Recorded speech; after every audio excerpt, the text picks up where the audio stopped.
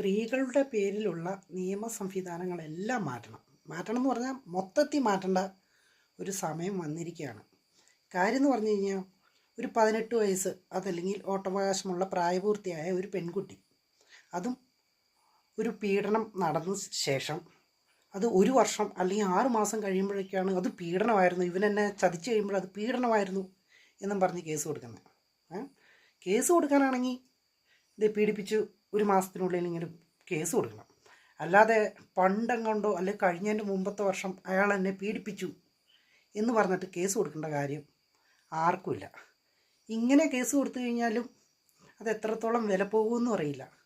പക്ഷേ എന്തൊക്കെ പറഞ്ഞാലും ചില സ്ത്രീകൾ ചില കേസുകളിൽ ഇങ്ങനെ പണ്ട് എന്നെ പീഡിപ്പിച്ചിരുന്നു, അപ്പോൾ പീഡിപ്പിച്ചിരുന്ന സമയത്തും സ്നേഹിച്ചിരുന്ന സമയത്തും നല്ല കൂട്ടും നല്ല കമ്പനിയും എല്ലാ സഹകരണത്തോടെ എല്ലാ കാര്യങ്ങളും ചെയ്യും.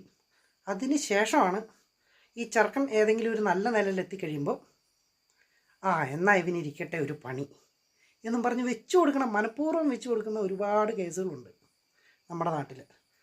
ഇതാണ് ഇപ്പോഴത്തെ പെണ്ണുങ്ങളുടെയൊക്കെ ഒരു കുഴപ്പം. അപ്പം ഈ നിയമം ഒന്ന് ചെറുതായിട്ടൊന്ന് ഭേദഗതി, അതായത് സ്ത്രീകൾക്ക് വേണ്ടിയുള്ള നിയമങ്ങൾ ചെറുതായിട്ടൊന്ന് ഭേദഗതി ചെയ്യുവാണെങ്കിൽ അത് കുറച്ചുകൂടി നന്നായിരിക്കും.